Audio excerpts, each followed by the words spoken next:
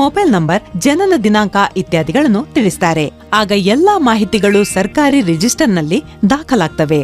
ಈಗ ಮಹಿಳೆಯ ಗರ್ಭಾವಸ್ಥೆಯ 4ನೇ ತಿಂಗಳು ಪ್ರಾರಂಭವಾಗಿದ್ದರೆ ಅಥವಾ ಮಗುವಿನ ವಯಸ್ಸು 1 ವರ್ಷಕ್ಕಿಂತ ಕಡಿಮೆ ಇದ್ದರೆ ಕಿಲ್ಕಾರಿ ಸೇವೆ ತಾನಾಗಿ ನೋಂದಾಯಿಸಲಾದ ಮೊಬೈಲ್ ನಂಬರ್ನಲ್ಲಿ ಪ್ರಾರಂಭವಾಗುತ್ತದೆ.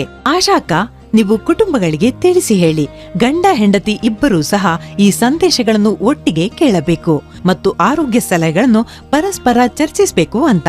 ಆರೋಗ್ಯಕ್ಕೆ ಸಂಬಂಧಿಸಿದ ನಿರ್ಧಾರಗಳನ್ನು ಜೊತೆಯಾಗಿ ತಗೋಬೇಕು. ಎಷ್ಟೇ ಆದರೂ ತಾಯಿ ಮತ್ತು ಮಗುವಿನ ವಿಷಯ ಎಂದಾದಾಗ ಇಡೀ ಕುಟುಂಬವೇ ಜವಾಬ್ದಾರಿ ತಗೋಬೇಕು.